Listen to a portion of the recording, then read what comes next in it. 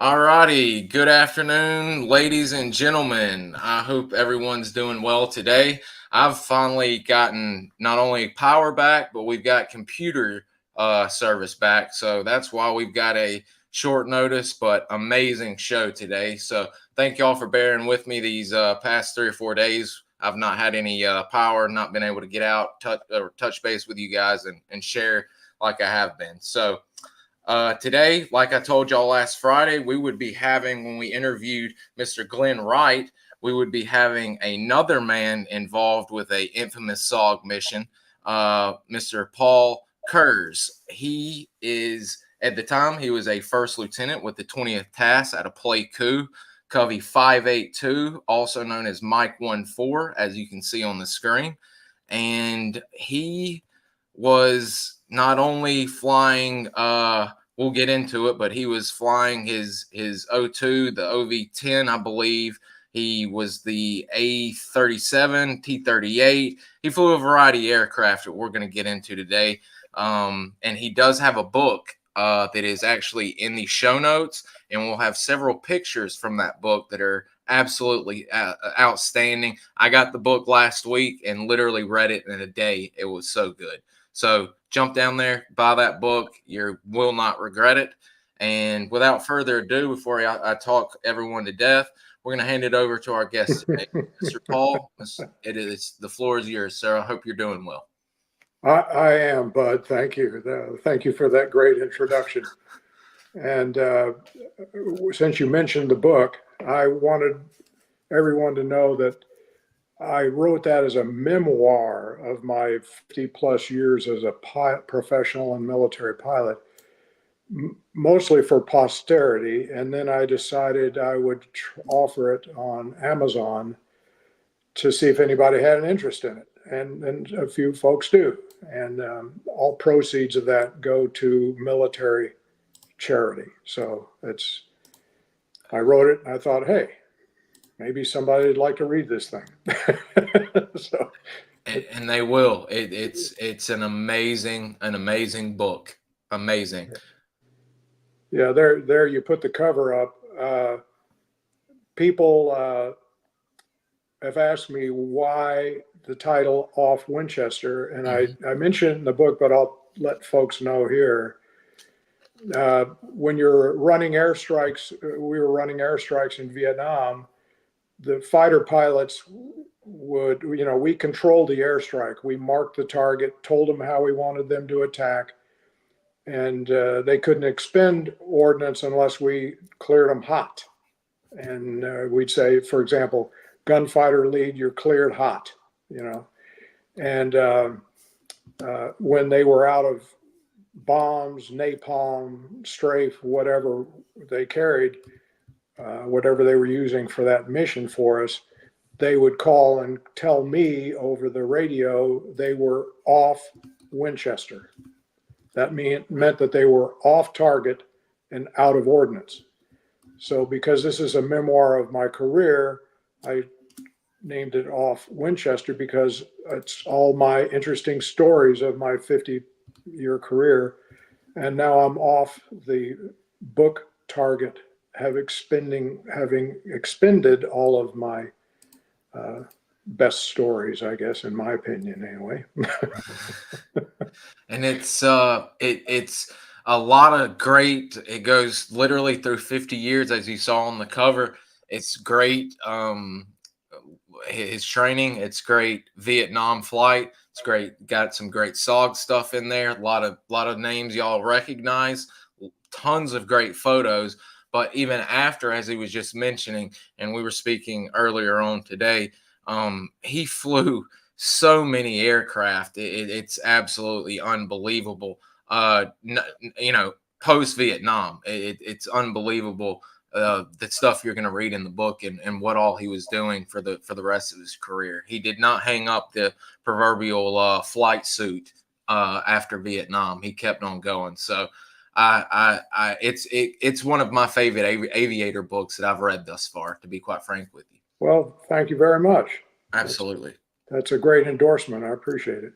Absolutely. And I didn't have to slip you $10 in Not at advance? all. That's totally unpaid for. That's a complimentary one right there. Okay.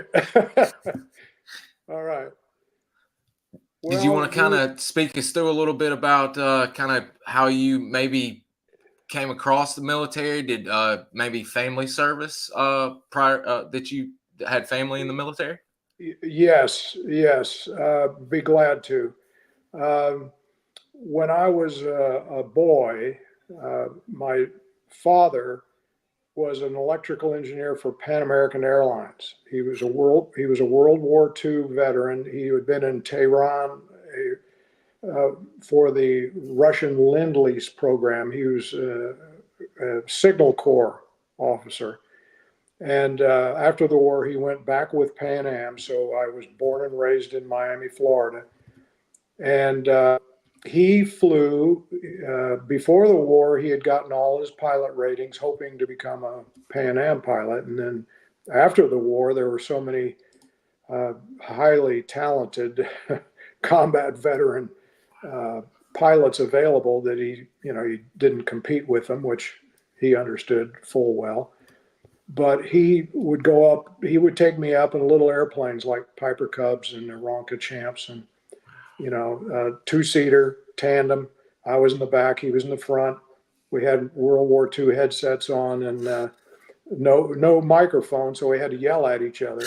And he had me over downtown Miami one day. I was 9 years old. I'm looking down at the little cars and the little people, and I'm thinking, this is cool. For whatever cool means to a 9-year-old. But and so I yelled up to my dad over his shoulder. I said, "Hey, Dad, can you do this for a job?" And he kind of cocked his head back and yelled back at me. He said, "Sure, son." So after that, it was it. I was going to be a pilot. And so that's where everything, the direction I went. Out of college, I applied to 3 schools in Virginia, was accepted all 3. And one of them was the Virginia Military Institute. And I decided, using 17-year-old logic, that if I went to the other schools, Virginia Tech or University of Virginia, I'd probably party out, flunk out, and get drafted or something like that. So I thought, I want some control if I can. So I thought, I'll go to VMI, where they'll put my nose to the grindstone and make me work hard. And then when I can get out of there, I'll be a military pilot. And when I was at VMI, I enlisted in the Marine Corps Reserve to go to platoon leaders class, which is their summer officer training program. And shortly after that, in my second year there, it's called your third class year, or better known as sophomore year, a Marine captain called me in, and he basically told me that my right eye had a slight astigmatism. Excuse me. Astigmatism. Yes, thank you. Mm-hmm. Trying to say 2 words at once. You know that issue, right? Absolutely. Absolutely. Okay. So the captain said I couldn't be a pilot, but he said I could be an infantry lieutenant. And I said, "Sir, I have all the respect in the world for infantry lieutenants, but ever since I was a little boy, I wanted to fly airplanes." So I switched to the Air Force, and I was able to get an assignment to pilot training at Randolph Air Force Base, which is not too far from me right now. I'm in the hill country of Texas. And at pilot training, I did well enough. We could pick our assignments based on class standing. So when they got to me, we had one F-100 that went to the number 2 guy. We had one OV-10 that went to, I think it was number 7. And then there were a few more guys. Anyway, they got to me, and there was only one tactical airplane left that would deal with, attacking targets and all that. But it was to Vietnam, the O2, the Skymaster, they call it. The Cessna people basically took a civilian airplane, put 500 pounds of extra radios in the back, put some rocket pod mounts on the wings, and painted it gray and slapped U.S. Air Force on the side of it and made it a warbird. And yeah, there it is. And it got me through the year okay. So it'll always be a well-meaning airplane in my mind anyway. But so I went over there and went to O2 training, and I went to land survival, jungle survival, like most of the other guys did involved.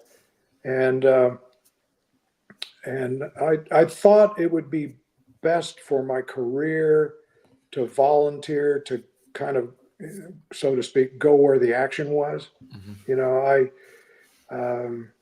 I was going to maybe take a big cargo airplane or something like that, but I just couldn't bring myself to do that at that point if I had a choice. Now, since then, I flew straight and level, a lot of people for decades, and I enjoyed that immensely.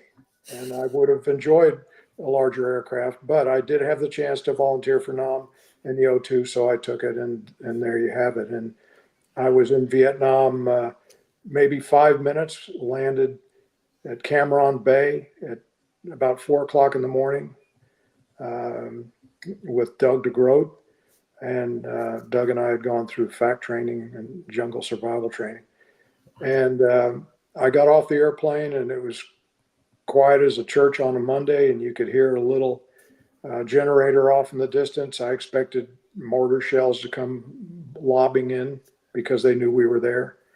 And nothing. And I thought, how about that? And as I walked into the Quonset hut to in process, a couple of troopers were there leaning against the Quonset hut, and they were smoking something that I had never smelled before and didn't really know what it was. But and one of them looked at the other one and elbowed him, and they're sitting on their butts, against the building. And he looked up at me and he said, in his best Southern accent, which I love Southern accents, but he said, "Look, man, another second lieutenant." and I then thought, okay, Paul, what did you get yourself into, boy? But I got there, I got checked out on the O2, and we had a bit of a choice on where we went. And I thought flying over the Ho Chi Minh Trail would be more interesting, which it was an understatement that it was more interesting. And although the guys in country, they hung it out too. I mean, if you were a FAC, you were in somebody's gun sight a lot of the time. Yeah. So Doug DeGroat, he's a great guy. He stayed at Da Nang, and I went on to Pleiku, and then got checked out as a night FAC using my Covey 582 call sign. Our job was to interdict the Ho Chi Minh Trail. The enemy would bring down supplies on trucks or bicycles, or porters would walk through the jungle. I knew the trail was pretty expansive. Found out after the war how very expansive it was. I had no idea that we had any of our folks down there on the ground, which is, of course, what SOG ended up being for me to find out about. So for about 5 months, but I flew night missions, and sometimes we'd find targets, sometimes we'd get shot at, but it was, night. And then I slept during the day and got ready to go out and go up the next night. And had a few interesting adventures doing that night work. And I put some of that in my memoir. My book is more a memoir of 50 years of flying, military, corporate. I flew corporate too. I flew for Texaco all over the world. I flew for a sheikh in Saudi Arabia, all over Europe and Africa, and we'd cross the Atlantic and back and forth. And then I flew for two airlines that had a merger, which was interesting. And I described that in my book. Like I mentioned to people, if somebody's in the military, they want to see what it's like to change over to being a civilian pilot. They can learn a few things from what I was able to or forced to endure. How's that? But it all worked fine. When I retired from the airlines, I was a check airman with Continental Airlines, and they were at the time about the best in the business. So, hang in there. Sometimes there's a rainbow at the end of the storm. But anyway, back to Nam. I'm flying the night missions, and I've got this invitation from John Plaster.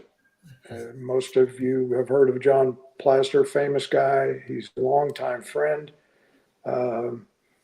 And he said that he wanted to know if I would be interested in volunteering to fly and support. There's John, yeah, in the back right.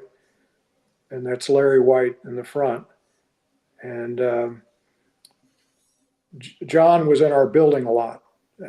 He flew over 300, I think it was about 350 missions with one of us forward air controllers. And he had three tours. I talk about him in the book too. I mentioned Larry White in the book, and some of the other guys. I flew with Lowell Stevens. Round Eye was his call sign. Larry's, I think, was Six Pack. And of course, John Plaster was Plastic Man. And yeah, there you go. I'll tell you an interesting story about Lowell Stevens a little while later here. But we're back to me getting with the SAW guys. We went out, flew some missions. He liked the way I ran the airstrikes. I guess he was just deciding if I had the temperament or something, I guess. And then after that, he said, we want you to be a forward air controller for us. If you do that, you're going to switch to daytime. It's a top secret mission. That's all I can tell you. And but you got to be a volunteer. Do you want to volunteer? And I said, sure, why not? It seemed like a good idea at the time. I was tired of flying at night. So I became one of their forward air controllers. Occasionally I would use Mike 14 as my call sign, but mostly Cubby 582. And they were based out of CCC in Khartoum, and I was down at Pleiku. So my typical day was I had my name assigned to an airplane, and I was down on the bottom of the schedule, and it didn't say where I was going. It didn't say when I was going to leave. It didn't say when I was going to come back. So I'd get up, crack of dawn. I'd fly up to, typical day was I'd fly up to Khartoum, past the rock pile, which is about halfway there, and make sure I stayed clear of that area. Which the enemy, they'd have, 51 cal machine guns there and like to take pot shots at helicopters and FAC who were flying along. But I would land at the airfield at Khartoum. One of the SAW guys would be there to meet me in a Jeep. And he had a car 15 locked and loaded. And I was sit in the right front seat. And I had my 45 on my right hip, and I always had the strap off of it and a round in it, ready to pull it and use it if I don't know, maybe I was being melodramatic, but driving through town, the guys that stood around the buildings, it looked like to me it looked like the Wild West, kind of like, how come all these young, studly looking men are standing around in civilian clothes in the middle of a war zone? But I'd get to the CCC base, FOB2, they called it for a long time. And then I would, sometimes I'd get a little bite of breakfast, and then we'd go brief. And I didn't know a lot about what was going on as a forward air controller. A lot of times I flew with Plastic Man, and on the way out there, he'd give me a bigger description of what we were going to do. But if I went in the briefing room, in their bunker there at FOB2, they'd have a black cloth over the map so that I could not see where we were going in particular. And I come to find out later, there were other teams out there, which they certainly didn't want me to know about, because if I got shot down, maybe the bad guys could torture some info out of me or something like that. But, you're just young and you think, okay, I can do this. And, I'm still here alive, kicking and well, and talking to you about it. So I was a lucky guy. But I really enjoyed the switch to flying for SOG. The people listening can't tell right now, but I'm getting chills up and down my spine, because flying for those guys was the best job I ever had, ever. And that's all the flying I've done. I'm not trying to sound melodramatic here or anything like that, but those guys were the bravest people. Courage, all capital letters, courage. They took care of each other. The SOG way was, if one of them got in trouble, they'd want to go help. They had each other's backs all the time. They'd talk about a hero. Just being in that job, they were all heroes, much less all the awesome things they did. I didn't know a lot of what they were doing. I knew they were on the ground. I knew they were going to get in fights. And I knew that it was deep in enemy-held territory. And air power was about all they had. The choppers, I talk about the choppers in my book. I have a story called Chopper Gallantry. And I talk about SOG. I talk about those guys, not just things that I did. I described the FAC mission in my book, all the things we dealt with, like mechanical problems, running out of gas, possibility of hitting terrain, bad weather, thunderstorms. I'd be ordered out during a thunderstorm to be on station. And I had to make my own decision as a rookie second lieutenant, that maybe I can't fly through that big thunderhead ahead of me in my little teeny Cessna. And so I'd turn around and go back and tell them, no, weather's too bad. But anyway, so with the SAW guys, I looked it up in my logbook to put my memoir together. I flew with them. I thought it was 105. It was 115 times doing something related to supporting them. And I had some interesting stories that I put a couple in my book about supporting them, but it was an honor to fly for them. They took great risk. I thought doing the best I could, the level best I could, and all Prairie Fire FACs, like Glenn Wright, did the same thing, and I'll tell you something about Glenn, real interesting, and then I'll talk about the mission. This Halo number 5, the one I saw of your program, Reconnaissance cast, that's where I saw it. So crazy. And I saw Howard Sugar, and I went, Howard Sugar. And then when I realized he was one of the guys that was on that Halo 5, I said, wait a minute. I was above them that day. Wait a minute. Who was the FAC that day? Let's see. I think his name was Paul. Look at him in the mirror when I shave every morning. Yeah, that was me. So anyway, I'll get to that in a minute. But at the first ever Forward Air Control reunion in 2000 at Fort Walton Beach, Hurlburt, where we all went through training, Glenn Wright is standing there and he's having a beer. And so I grab a beer and we're talking, and he remembered me and I remembered him. And he said, hey, Paul, what was your most memorable mission? And I said, well, I know that one. And it was the Halo.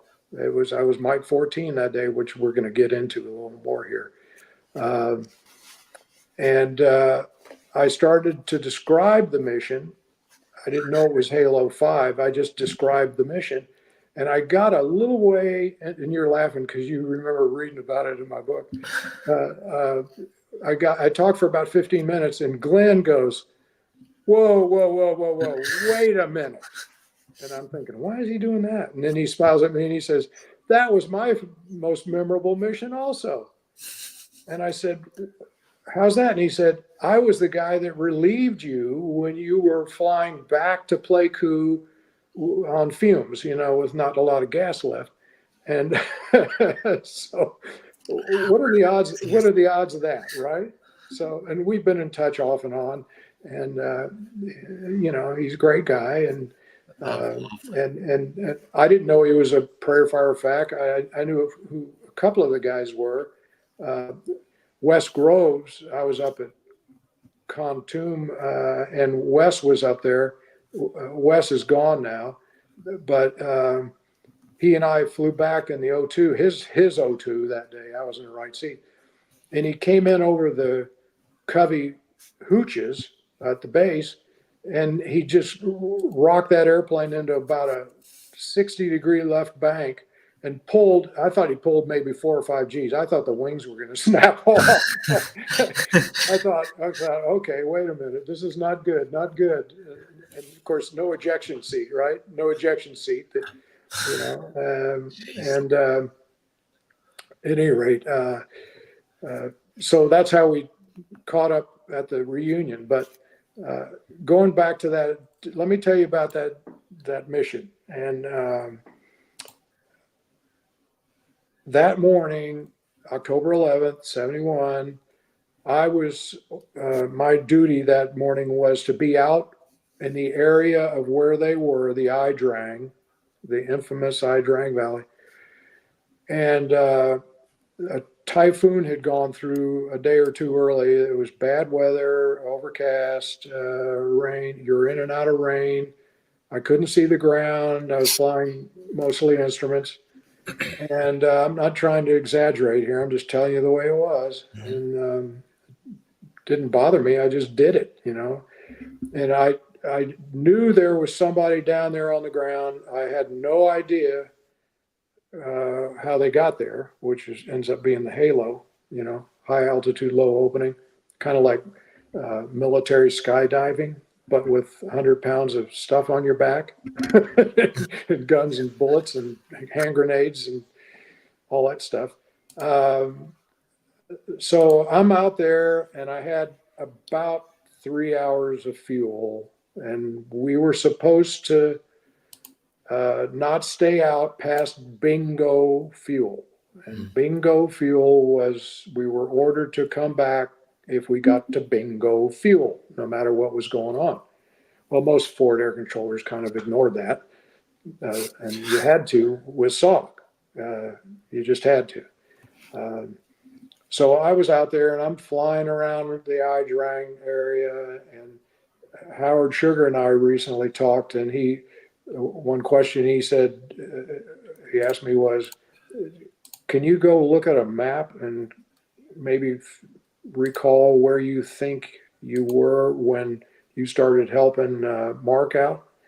Yeah, there he is.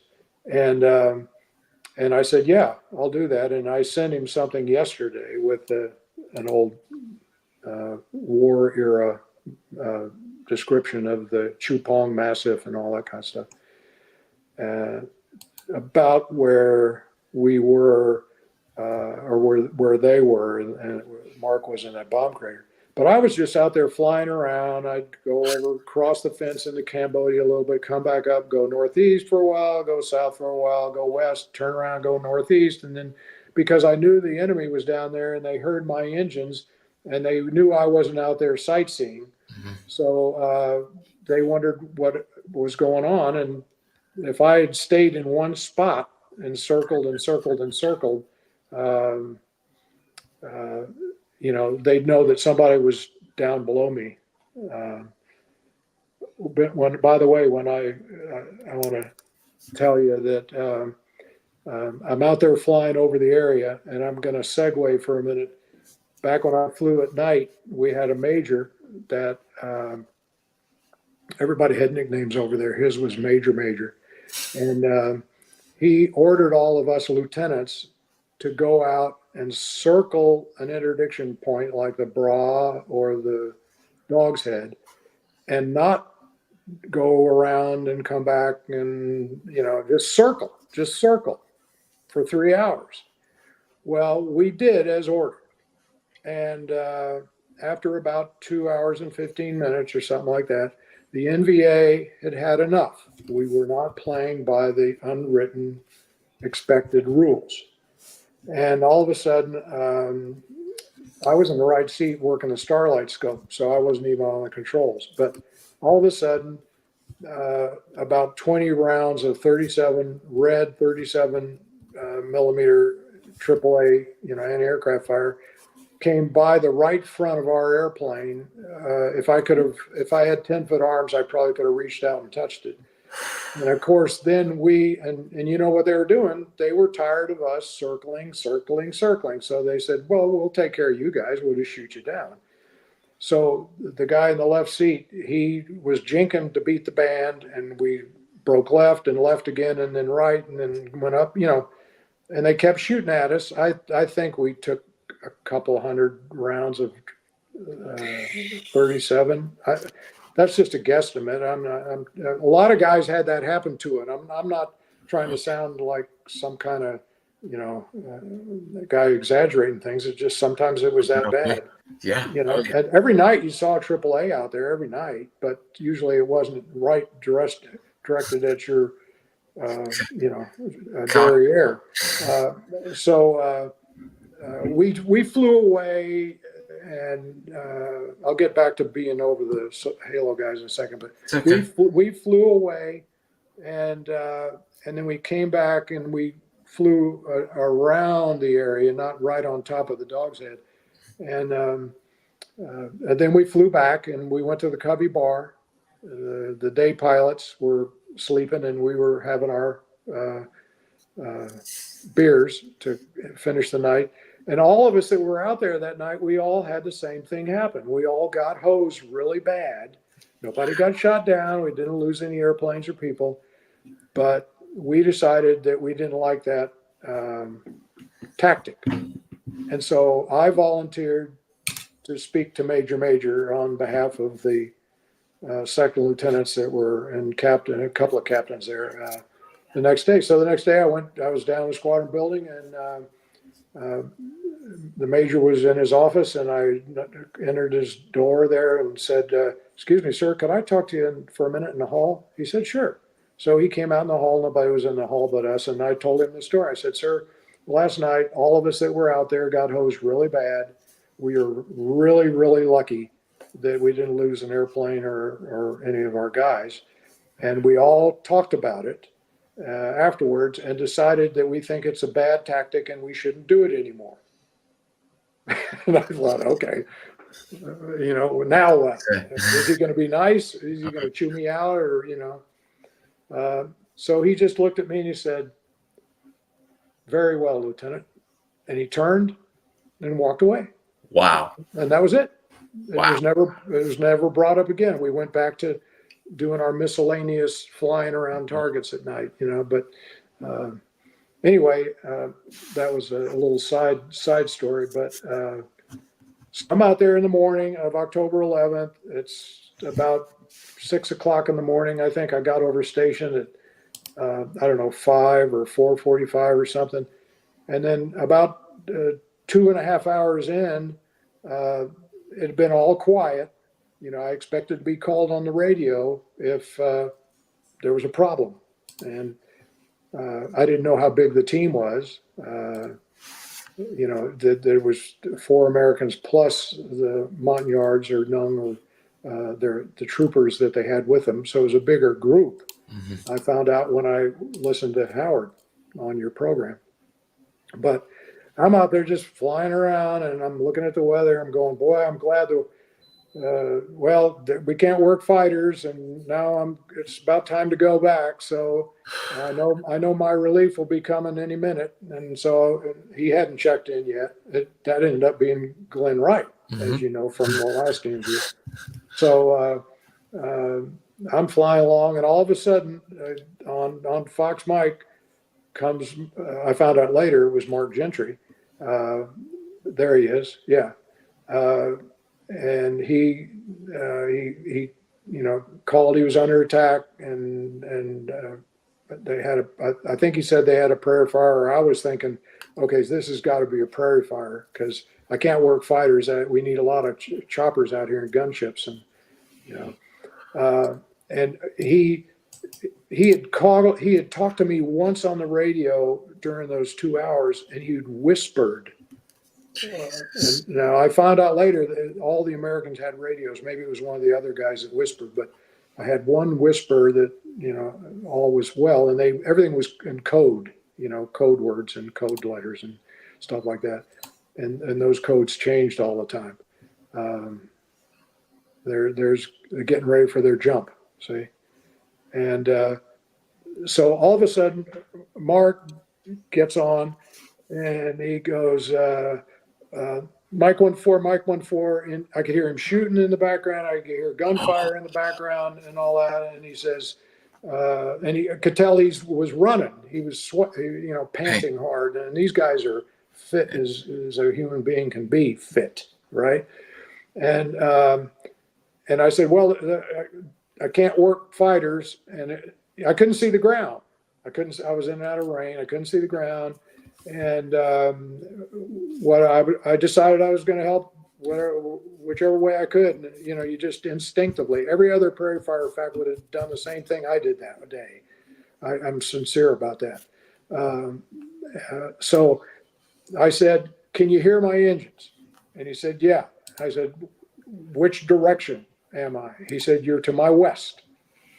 And that's why I think I was closer to the Cambodian border. But so I said, okay, I'm going to come east, and you tell me when it sounds like I'm overhead or something like that. So I pushed up the gas, the power a little bit. That thing didn't go very fast, but and my fuel was getting near bingo fuel. And at bingo fuel, I was supposed to go back, right? I'm not going back. The heck with that. I mean, every other prairie fire FAC would have done the same thing. All right.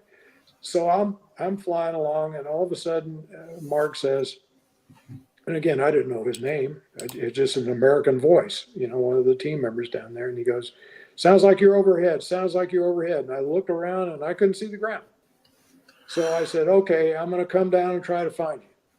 And so I started descending, not real fast because I didn't want to hit the ground, but I would descend and roll out and turn and descend and roll out and turn. My head was looking around for any kind of opening in the clouds and all that kind of stuff. And John Placer later called it a sucker hole, but it was meant to be. I broke out. I think I was about 400 feet off the ground, which is plenty. better than zero above the ground. And so I was in a left bank. No kidding. I was in a left bank, and I was heading north, and I was turning through northwest. And I transmitted to the American down there, again, Mark, okay. I said, are you in a bomb crater with an orange panel out? And he goes, yeah, that's me. I need TAC air. And I said, I understand, but I can't work TAC air. And then I just decided to shoot my rockets at the enemy, which is a lot of prairie fire FACs did that kind of thing. And so I just told him, okay, I'm going to give you what I got. I said, and I'm circling around. I said, where's the enemy? And he said, they're all around me in the tree line. And of course, my reaction is I only got 14 rockets. I'd throw bricks if I could. But one time I was out with plaster. There's the rockets right there. So I'm just about to shoot the rockets in support of Mark, but I was out in the daytime with Plaster and with Plastic Man, and I was jinking up and down the trail. I was taking pictures of, trying to find pictures of bunkers, get pictures of bunkers, during the daytime. And I heard the right window open on the O2, and I heard his 45 going off, And I elbowed him and I said, "What the blank are you doing?" And he said, "Oh, there's 20 of them out here in the open, and I'm just keeping their heads down." Holy. And I said, would you put that thing away before they really get ticked off? And I didn't say ticked off, so it was worse than that. But before they get ticked off and blow us out of the sky with a 37 or something. And by then we were by the 20 NVA running down the trail. And so he put the gun away. And then a little further up the trail, the jungle disappeared about 2 to 3 clicks to our northwest. An arc light strike was coming in. Oh. I had been monitoring guard. You're told to monitor guard because it could save your life. But there was no warning on guard. And I am convinced to this day that the reason Plastic Man and I were not target practice for the gunners was because those 20 guys were probably running from their guns to get in a bomb crater somewhere. The last thing they were interested in was our little O2, weaving down the trail. But at any rate, so I'm back to over the crater with Mark, right? And I said, "Where's the enemy?" And he said, "They're all around me in the tree line." And I said, "Okay, keep your heads down." See, I thought it was more than one of them. I said, "Keep your heads down. I'm coming in." So I remember I was headed east. I was in about a 40-degree bank, looking down to the left of the bomb crater. I reached up and armed up my armament panel so I could selectively fire the rockets. And then I rolled in and I started shooting rockets, envisioned the bomb crater, and I shot rockets on different sides, crisscrossed and went over, just tried to keep anybody around him down instead of just shooting the rockets in one quadrant. I just fired them around the bomb crater. And about halfway through, I fired 2 rockets one time, and I thought, no, don't do that, Paul. You want these things to last, buddy. You want to stretch this time out. And I'd gone through bingo fuel, and I didn't go back, but I knew what my emergency fuel was. Emergency fuel was when my gut, after almost 550 combat hours, my gut said it was time to go back or I was going to be out of gas. And I'm not trying to sound melodramatic. Anybody else that did that job, they did the same thing. Glenn Wright did the same thing, okay? Mike Elf Cryer, you'll get to meet him, I'm sure. He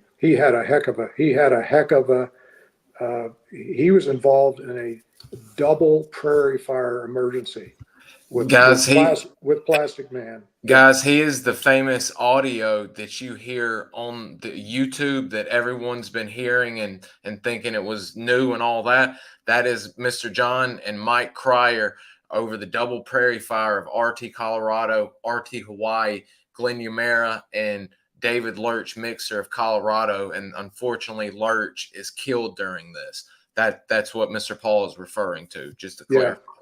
Yeah. But guys like Elf and guys like Glenn, and you just stayed as until you thought you were just gonna, you had just enough to get back. And so I was coming back with Round Eye one time, Lowell Stevens, and I had gone past bingo, and it was a hot prairie fire extract, and he was sitting shoulder to shoulder to me in the O2, and I looked over and he had his right hand on the jettison handle of the right door. The O2 only had a right door. Isn't that nice of the guys that designed it to not put one on the left side for the pilot to get out, right? So Round Eye had his right hand on the handle, the jettison handle, right there. There's the jettison handle. And he had his left thumb hooked in his D-ring over here on his vest, on his parachute and everything. And so I said, hey, Round Eye, why is your hand on that jettison handle? And he didn't look at me. He didn't bat an eyelash. He just said, Lieutenant, as soon as I hear one of those engines running rough, I'm out of here. Meaning he was going to bail out. Of course, he was a master parachutist, so that to him that was a walk in the park. We made it back. Just with enough gas. But anyway, so I'm out there and I'm shooting my rockets. And when I ran out of rockets and I hadn't heard anything. I didn't know it was Glenn Wright, but I hadn't heard from him yet. I knew he was on his way with Plastic Man. They had gone back to get that M16 he talked about on his interview. And so I'd dive in and roll in like I was going to fire a rocket, which I didn't have any left, but I went ahead and dove in and then I pull off and jink a little way, and then I dive in a different way. Again, it's not trying to be melodramatic. You're just trying to save their lives.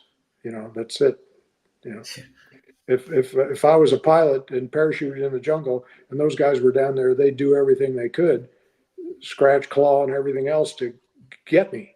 See, that's the mutual respect we had between the FACs and the chopper crews. I mean, talk about brave people. Oh my gosh, it's off the scale of bravery.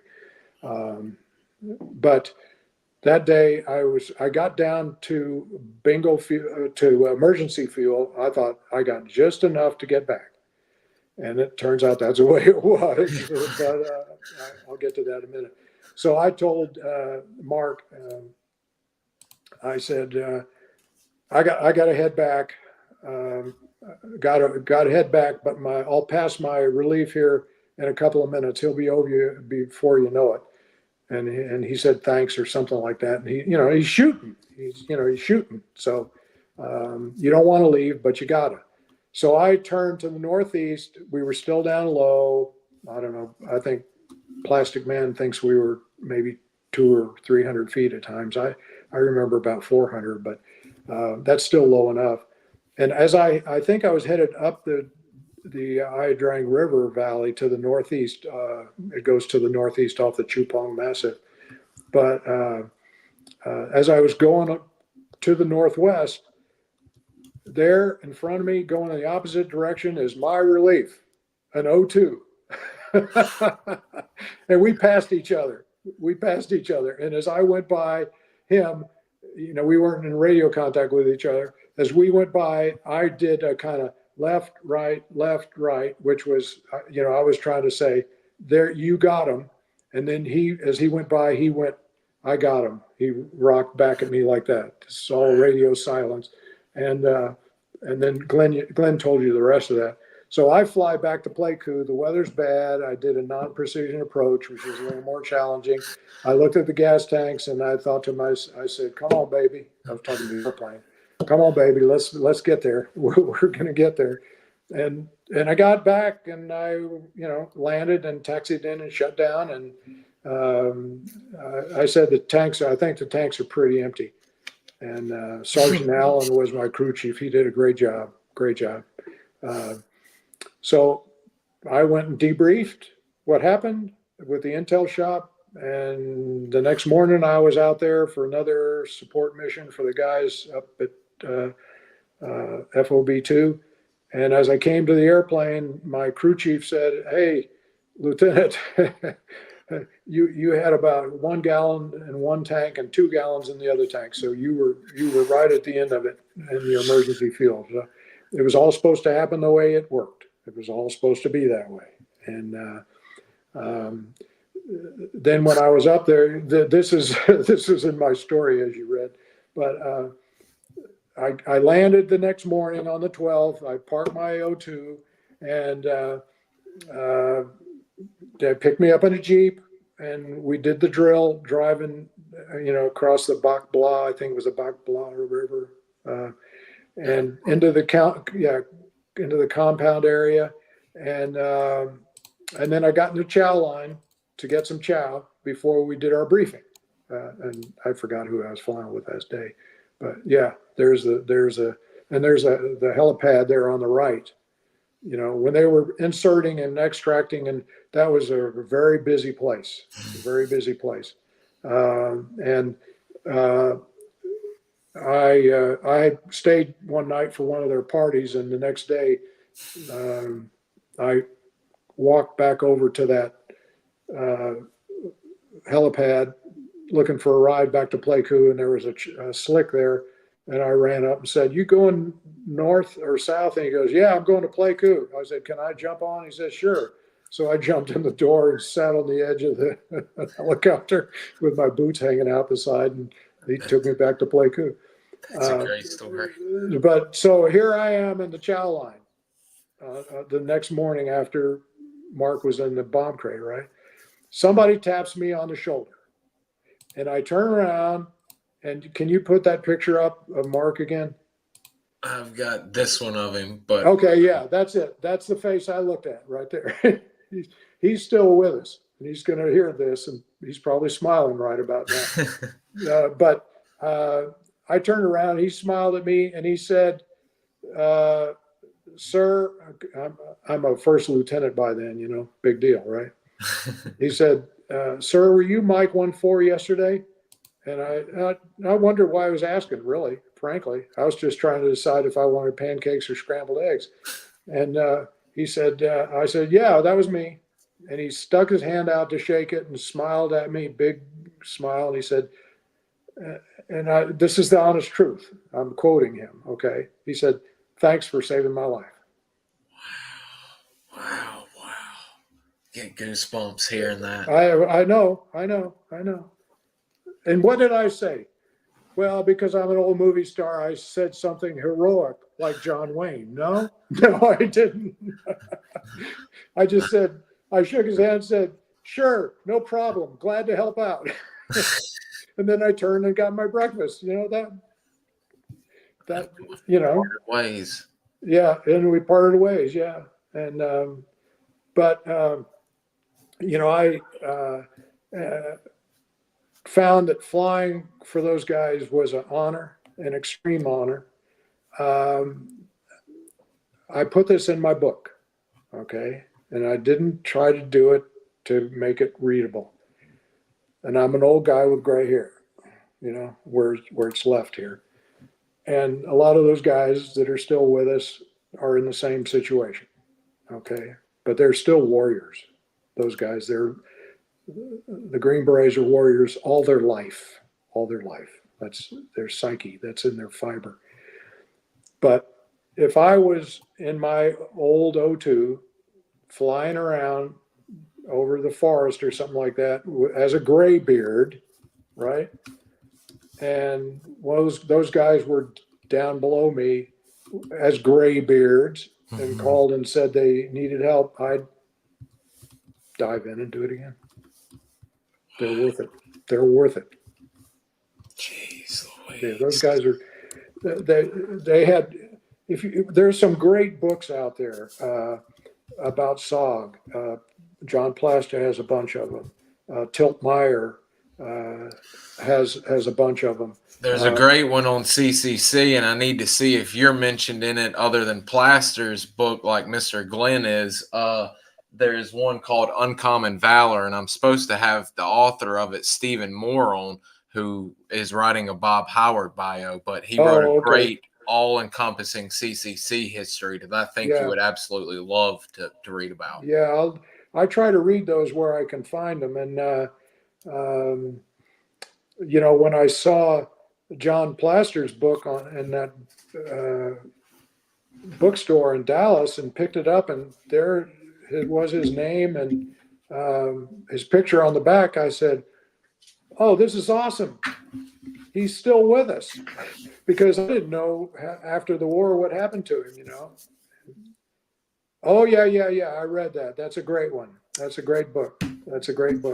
I'm not mentioned in that one, I don't think, but the thing about the authors, the SOG veterans that are authors, and it's like Nick Brockhausen. And there's a fellow, his call sign was Dynamite. He's got a couple of books out now. Mr. Dick Thompson. Yeah. And those guys, all of them, you can't go wrong with reading one of those books. You will learn something from every one of them. Absolutely. And they go into the extraordinary detail, which I didn't know about their mission. I knew they were just a handful of men getting off helicopters, escorted by helicopter gunships, attack gunships, and Cobras. And we were above them as forward air controllers to work attack fighters, bomb around them, and napalm and all that. But their gallantry is just, it's beyond description. Somebody needs to invent a better word than gallantry for those guys. But it was the best job I ever had, flying for those guys. And I came back and, you know, I flew T-38s as an instructor pilot, and I was going to go on and fly F-4s next. And I got offered a job with Texaco flying their executives out of New York. So I took that job. And then the New York Air Guard was flying O2s. So I needed some extra money. I called up one of my friends up there and said, "Do you guys need pilots?" And he said, "Yeah, sure." And he knew me from Vietnam. And I said, "Well, do I need to fill out an application or something?" He goes, "Nah, you're accepted over the phone. Just when you get in town, when you move here and get in town, call me and come on over. We'll in process you." And then when those guys went and got C5s, they were supposed to get F4s. So I thought, oh, great, I'll get my F4. But they didn't. They got C5s, the big transport, which, looking back on that would have been a kick to fly. That would have been a good job. But I flew straight and level at the airline. So I wanted to keep diving at the ground. So I went to the Philly Guard, and they had OA-37s, little Dragonfly that, it could bomb and strafe and air-to-air refuel. And that was the forward air control airplane at the time in the early 80s. And applied, I asked them to hire me, and they took me, even though I was a major. And they said, "Yeah, come on board." So I did that for about 3 years. And then I went to the Pentagon and a variety of jobs, Air Force Reserve, FAC, to the Air Force Reserve, and advisor. And then I got in international military sales. And then I was a military assistant for one of the assistant secretaries of the Air Force for Manpower, Reserve Affairs, Installations, and Environment. He didn't have much on his plate, did he? Not at all. And then I retired there after 30 years. My dad was a retired colonel, and he retired at the Pentagon in '67. So when I retired in the same building that my dad did. And Wow. My last day of duty, I'll tell you this, and I'll shut up and take questions. But the last day when I had my retirement ceremony, my family was there and all, and they decided they were going to go and head back to the airport. And I said, "I got to stay. It's my last day. I got to stay. It's been 30 years.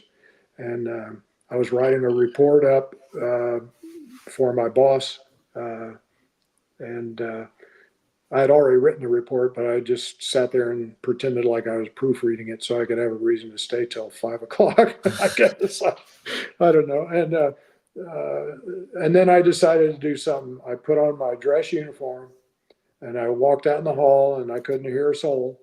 Everybody had gone for the day. And I walked down past the chief of staff's conference room. My waiver to pilot training had originated in that office 30 years earlier. And I walked around, I looked at all the great artwork down the halls, famous pilots, famous heroes, famous airplanes, famous places, just real slow. And it was just me in the building. And soaking it in. Soaking it in, yeah, one last time. And I went back to my office, and I took off my uniform for the last time, put it in a hang-up bag, got in my civvies, and I walked out of the door, and I made sure the lights were out and the door was secured, and then I walked out of the Pentagon for the last time. And people 30 tell me years. people tell me thanks for your service. I say you're welcome, and I always say I'd do it all over again. 30 years. I mean, Every bit of it, every job. I always had a job that I wanted.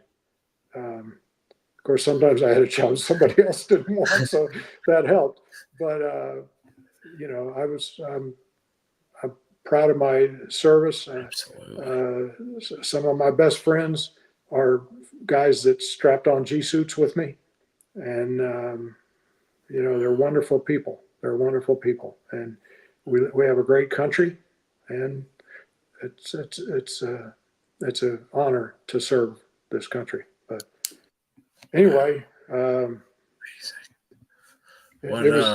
you know about the forward air controllers over Halo 5 and Glenn Wright and Paul Kurz.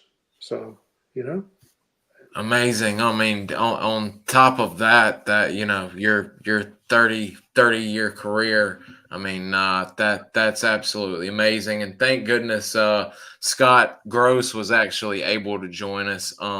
Scott's I'll bring up his photo, but Scott's father was Moose Dick Gross, and he wanted to thank you for saving his father's life that day and working your magic as a FAC above RT Washington. Let me pull up a photo and I'll show you.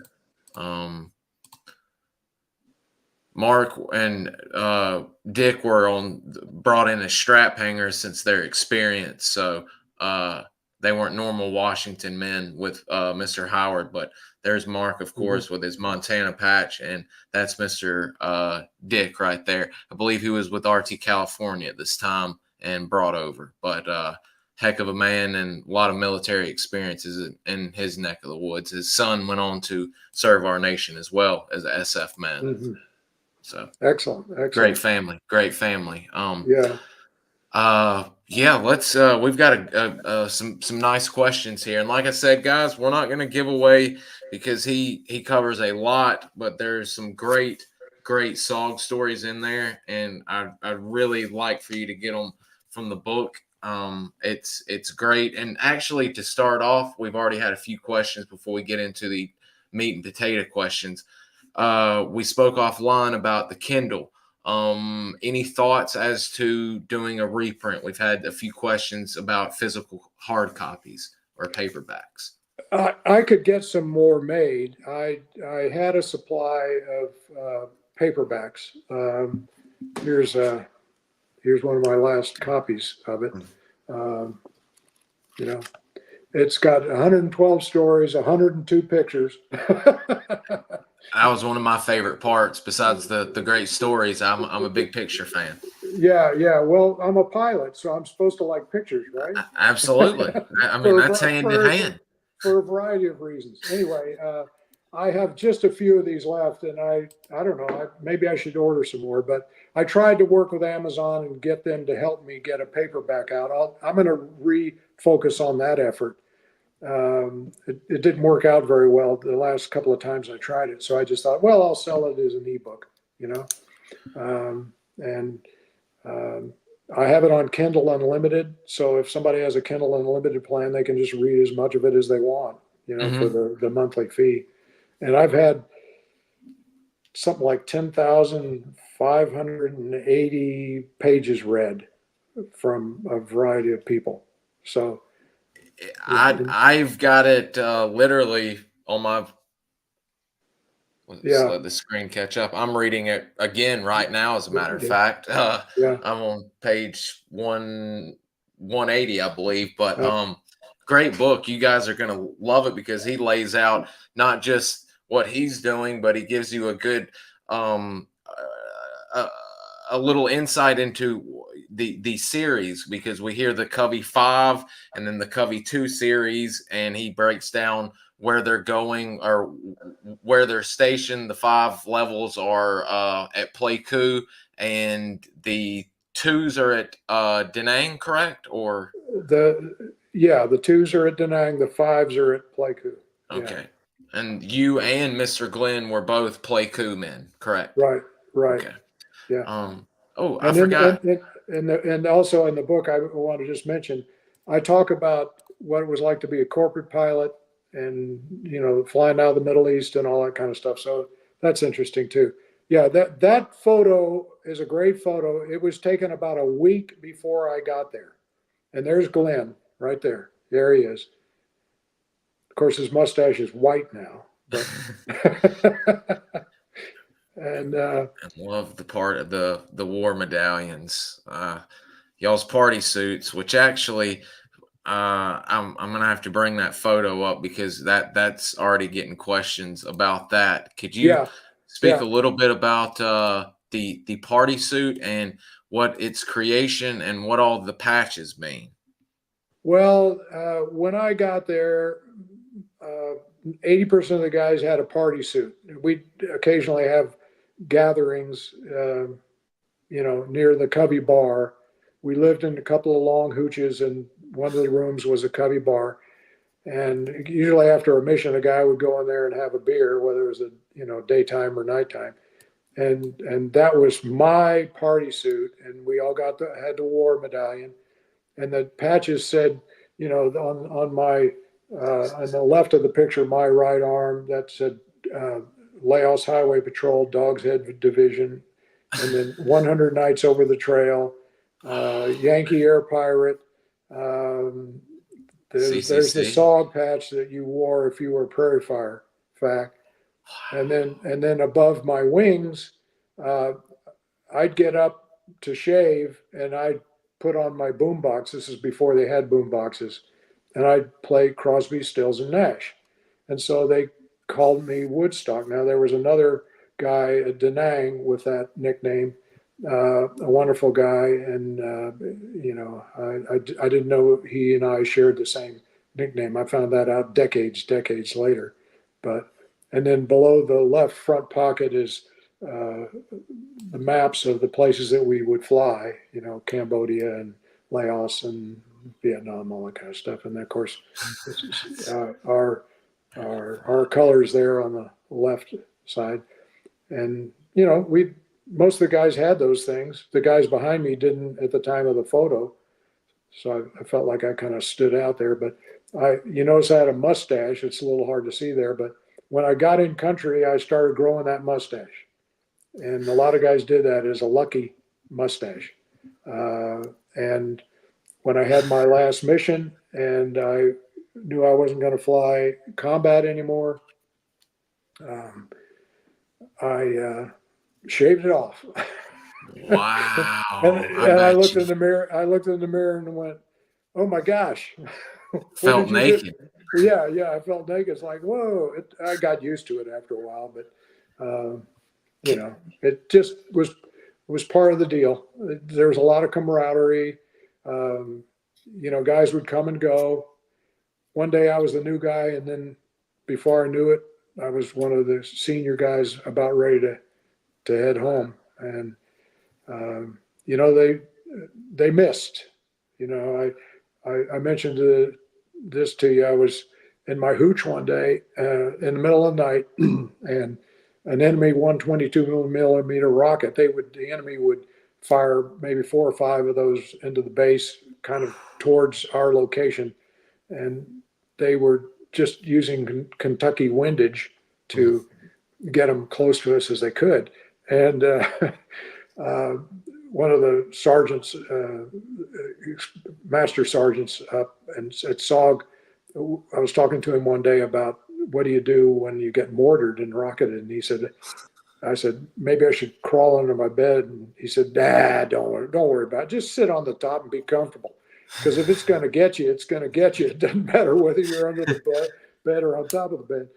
Well, the next morning after one of those, about 4 of them came in, I opened my hooch door and I looked out, and about 90 feet in front of me was one of those 122s sticking in the ground, honest engine. And it was those things were about 9 feet long, so it was about 4 feet in the ground, I guess, and the last 5 feet were sticking out. You could see the fins, but it had not exploded, is my point. And those things were full of kind of like ball bearings, or it's the size of, and that would have peppered my hooch building and the other guys' rooms too, not just mine. But I just thought, well, I just looked at that rocket and thought, well, thank you. We've posted 122 damage that they hit the Covey Country Club with, and if you get a direct hit, you ain't living through that. It doesn't matter if you're hiding or doing whatever you're doing. That thing, it's like a flying telephone pole. Yeah. Well, I thought later, maybe the guy that was setting the enemy that was setting that thing up to fire it in our general direction, maybe instead of setting the fuse off on that thing, he stopped and scratched his right ear for a minute. Mm-hmm. And that was enough to make the thing miss going 50 feet left to hit my hooch, because you could tell by the direction of it and sticking in the ground that it had come from the north, north to south. But yeah, I was lucky. I have 4 great grown sons, and earlier I've told them, as far as my service over there was, they miss me because you were all supposed to be here. And thank goodness you are, and you made it here to share with us. Yeah. Well, I'm in the military, you salute, right? And when I was a brand new second lieutenant, I just decided I'd start saluting first instead of waiting to be saluted.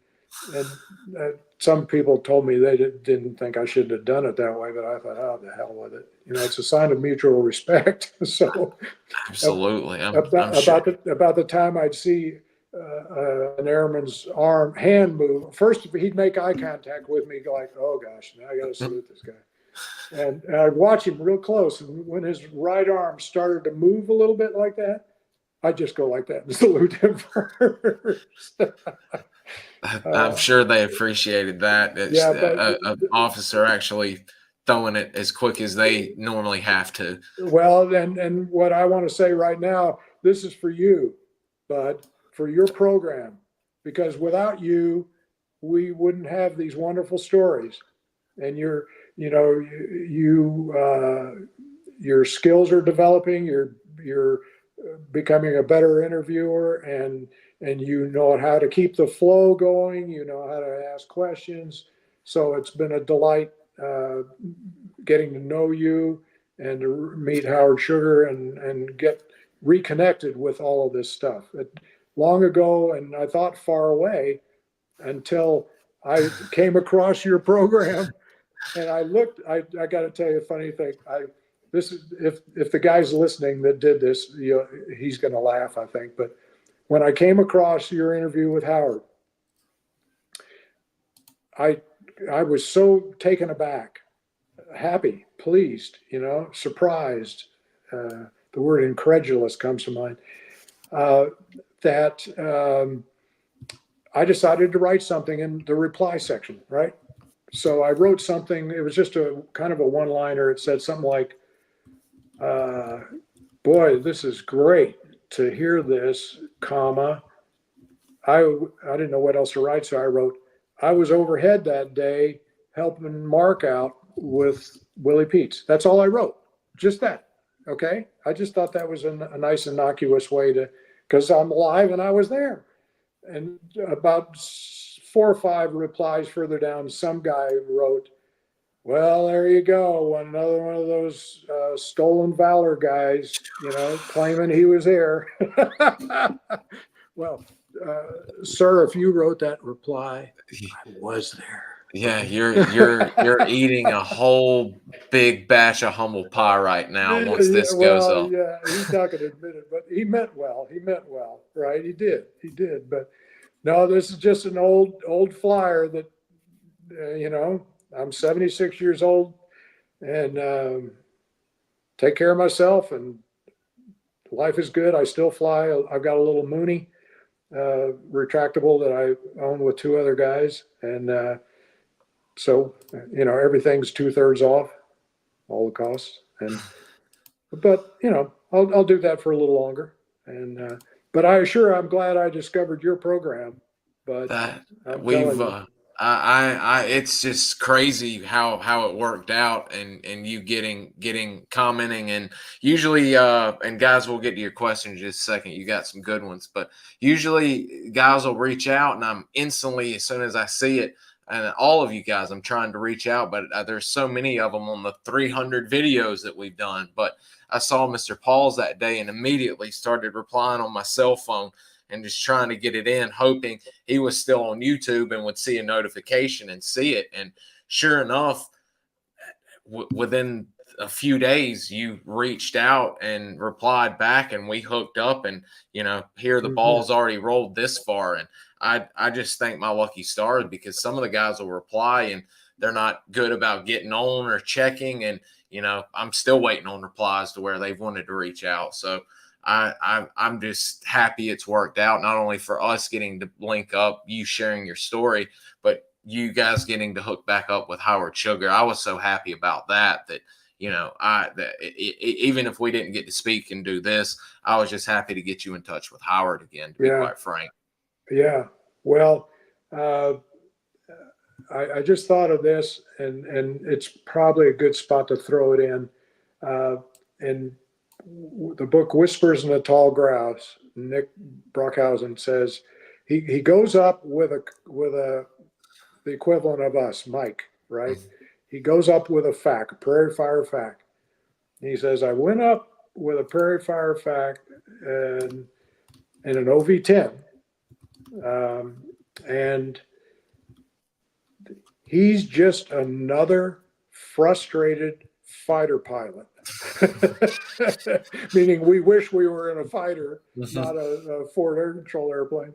And then Nick wrote, somehow, something like this, he wrote, somehow the Air Force figured out where to assign their version of us. And that was the kindest compliment. And I told Alf about that. And that was the kindest thing that they would say, that he would say something like that about us Airedales, us Air Force guys. But, I've circled over extractions where pieces of the helicopter were being blown off, and I can see the flames coming out of the M60s, the gunners. And I one time I transmitted down to the aircraft commander on this slick, and I said, hey, you got to get out of there. You got to get out of there. And he comes back in this really relaxed Southern drawl. He says, yeah, I'll get out of here in just a minute. I got a few more to pick up, and then I'll be on my way. He says, then I'll be on my way. I'm thinking, talk about brave. But the whole crew was like that, and all the people that supported him. I don't know. I could go on, but this has been a total delight in my 76th year to run across your program and meet some of these guys like Howard for the first time. And you're doing a great thing, bud. You're doing a great thing. I appreciate that. And we're coming up on an hour 20. We'll get the questions. Yes, and sir. Let's do that. We'll close it up for the day, and maybe get some people to get out there and get your book and get to reading. Mr. Terry, excuse me, I've got a frog in my throat. Mr. Terry, who was mentioned earlier, was a Hatchet Force veteran who will be with us Friday. He wanted to say nothing but love and respect for all of you men who flew us. SOG men, meaning. Thank you, Terry. I felt that. I felt those words right then.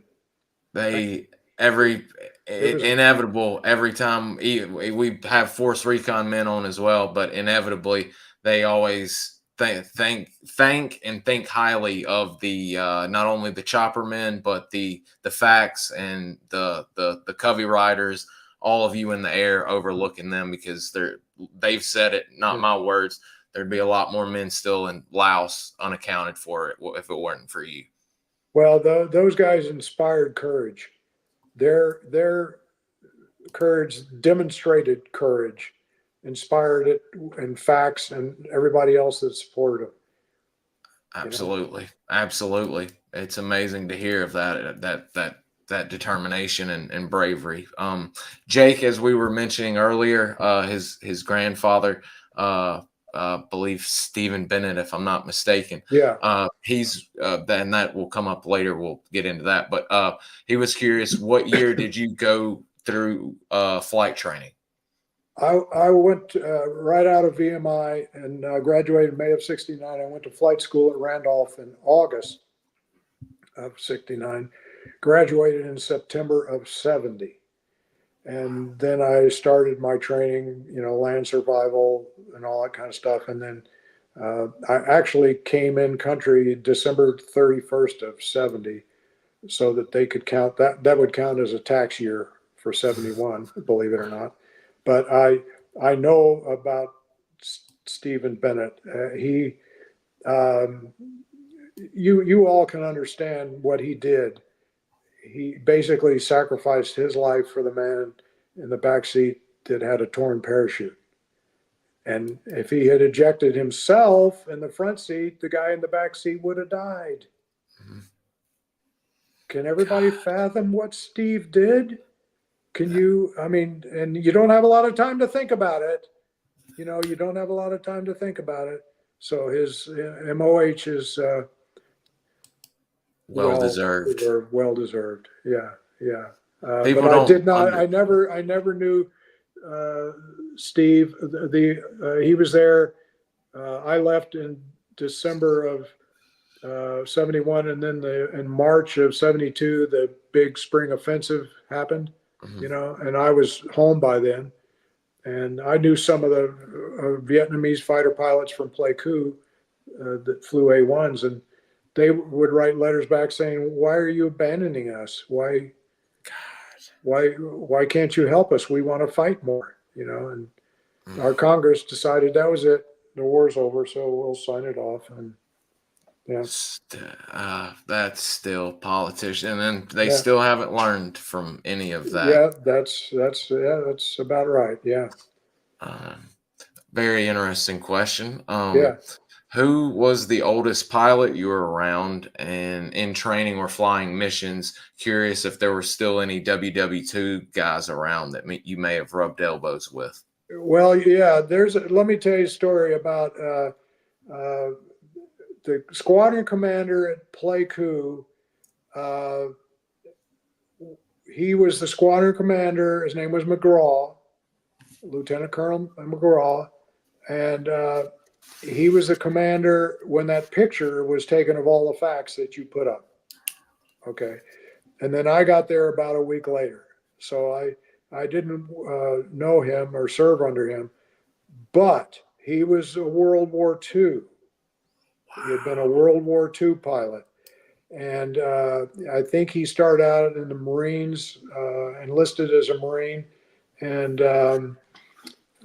then he flew in Korea, did something in Korea. And then here he is in Vietnam, right? And he was our squadron commander, and he flew the OV-10.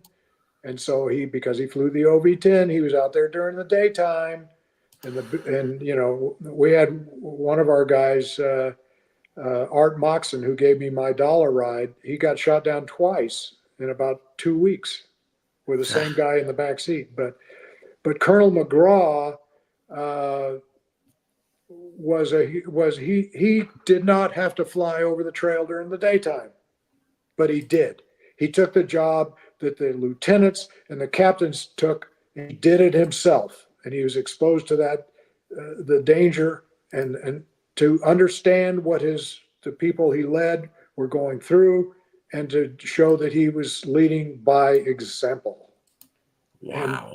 And in 2011, he was in his 80s then. I think he was 87 or something like that. He's gone now. The World War II guys are just about all gone to the big hangar in the sky. But there was a gathering of Covey forward air controllers, 5-level Coveys out of Playku in Fredericksburg, Texas.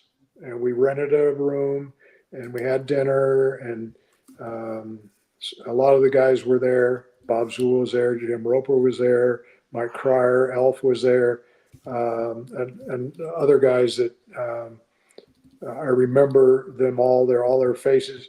And Colonel McGraw was up at the head table. He wasn't getting around real good then. His wife was there. And this is a long answer to your short question of do I know any World War II pilots, but I met Bob Hope once. He was a World War II entertainer when I was flying for Texaco. But what we did that night for Colonel McGraw, even though I got there a week after he left and went home, I still wanted to be there to honor him because I knew about his leadership. You know, it lasted after him. But one of the guys that had set up the program, and I apologize, I don't remember his name. He did a lot of work to make it work, and he knows who he is if he's listening to this. But he called us to attention. Copy facts. Attention. Hut. And we all stood up in unison, and we all went like this and held it to Colonel McGraw. And he was not doing real well, but he knew what we were doing. And he took his hand, and it was slow coming up, but he got it up there to return the salute. I don't think there was a dry eye in the house. Wow. You know, but yeah. Got goosebumps again. Well, if you like history, you know, the World War II pilots, the Korean the guys in Korea, and of course now Iraq and Afghanistan. There's a lot of heroism there, and the books are going to start coming out from those guys soon. Oh yeah, and the interviews. So yeah. We've got a few more here. Okay. And we've actually got 2 or 3. Mr. Bennett's family is curious, and while we've got you here, I'm trying to help them out as much as I can because they've been searching for a while. Angela, which is Jake's mother, Mr. Kurz, thank you for your words about my dad. Captain Bennett is my dad, and she is also saying, not a dry eye. Hang on one second. Sorry about that, guys. Oh, she's wondering if you were in the DFW area. You mentioned Dallas. She would love to show you around their museum. I am the president of the OV-10 Bronco Association, and we're the parent company for the Fort Worth Aviation Museum. Wow. Okay. Well, thank you, Angela. That's a great invitation. I think I've been to your museum. I know you had an O2 there for a while inside in the hangar. But thank you for that invitation. I'll make a mental note. And I've got a son that lives in Burleson, south of Fort Worth, and I get up there occasionally. And I'm lucky. I got some great grandkids. They're up there too. But thank you, Angela. That's amazing. And she said, absolutely, they do have an O2. Okay. So you've excellent. hit the nail on the head there. There was one more from Mr. Bennett. This is from Jake. He was curious, do you know or remember, or did you hear rumors if he was either a Raven or fly for SOG like you? No, the Ravens were out over North Laos. You know, their story is amazing. Very. I mentioned this in my book a little bit when I described all the different call signs and stuff. But the Ravens, I think, had the hardest lot, and you know, they had the highest casualties. But you could get shot down anywhere you were a forward air controller. Trust me. But what was the last part of the question? Can you pop that back up? Yes. Did he Oh, fly did he for fly SOG for like you? SOG? Yeah. No, not that I knew of. One thing that I want you all to understand is that I didn't know who the other SOG pilots were that lived down the hall from me or that were in my squadron. There were about 5 or 6 of us. You know, we had to volunteer. They picked us if they liked us. They saw how we ran airstrike stuff. I wasn't qualified to work troops in contact. If you were an AFAC, you went to Cannon Air Force Base and learned how to fly a T-33 in the attack mode. But I was a BFAC, which meant a Bravo FAC, which meant I wasn't supposed to be working airstrikes and troops in contact. Well, guess what? If troops are in contact, you don't sit there and go, well, I'm a BFAC, so I can't take care of this. No, you do what you have to do. And the SAW guys didn't care. Nobody asked me, are you an AFAC or a BFAC? You know, they just went up and flew with me, and Plastic Man said, okay, we want you. You want us? I said, sure, let's do it. So that was it. Love that. I did have one last question on the party suit. And I've got a miniature one made, but it's not of quality like y'all's, and some of them are smaller. But where did y'all get your war medallions? And was that a strictly Prairie Fire pilot thing, or did everybody kind of get one? Or every FAC, yeah. And okay. it was supposed to be a lighthearted humor, you know, in the middle of all the potential stress. And none of us were hoping the war would continue ad infinitum. You know what I mean? We did our year, and I wrote a little something about it in my book about that last flight, you getting out of there. You know, we did it to be funny, and you know, but most everybody had them. There's another picture you've got somewhere with the guys in their party suits with all the patches. Yeah, there it Look is. at all those. See, you can't see, but most of those guys had a war. You can see the chain around their necks. There's a couple of them over there. Yeah. Look at all those patches. I want to tell you about that guy with a blonde hair that's looking at the camera right there, Art Moxon. Art, yeah. Yeah, a salute to Art Moxon. Art he checked people out. He was the guy that was shot down within about 2 weeks with the same backseater out over the trail. And he got pulled out both times. After the first time, he went to the Covey bar and we were drinking beer, and he was talking about what it was like to be on the ground.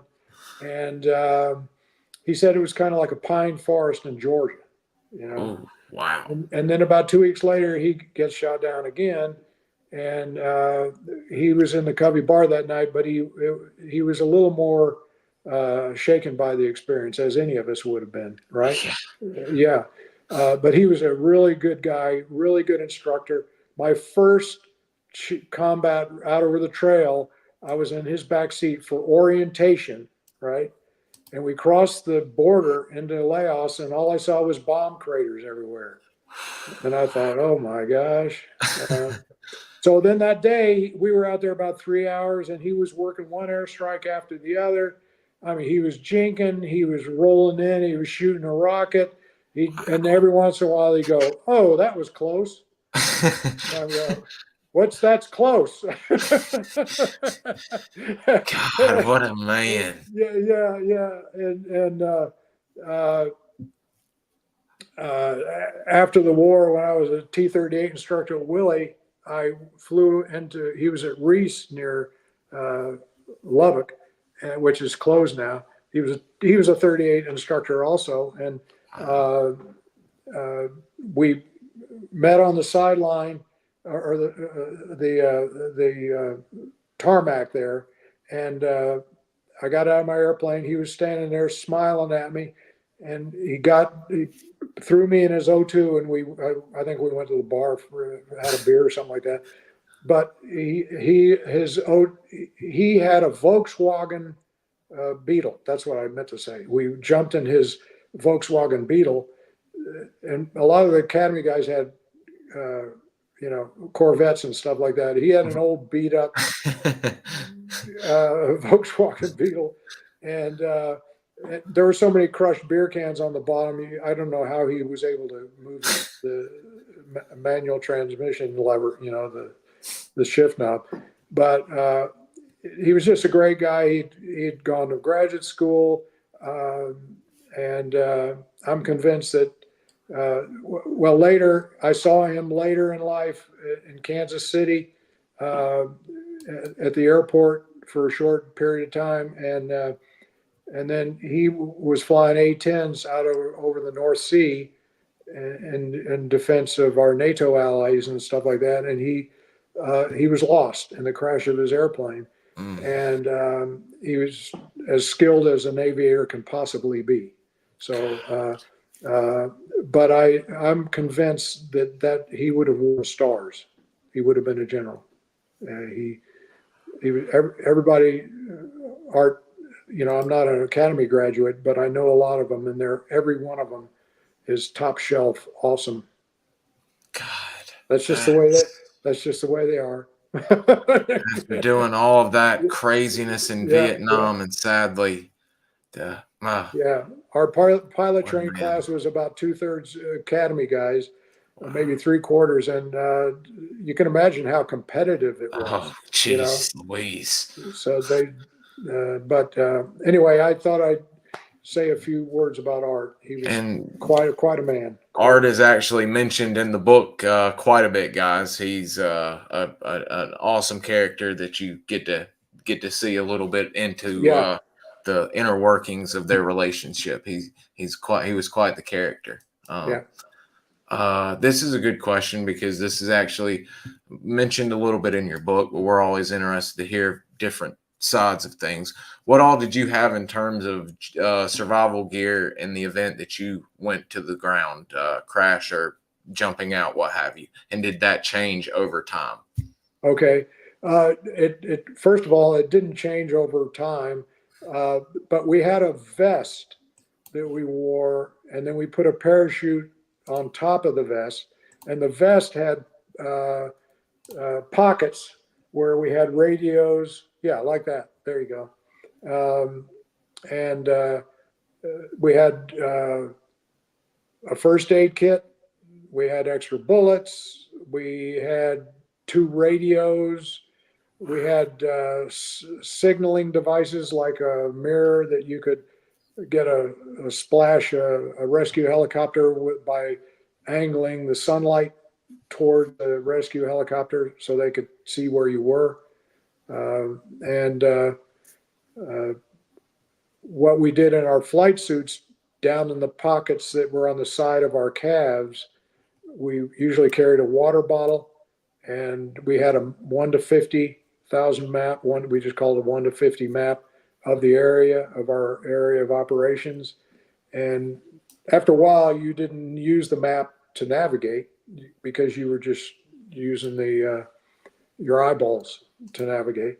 And the map was occasionally pulled out if you needed to get some coordinates, lat-long coordinates, to report something back.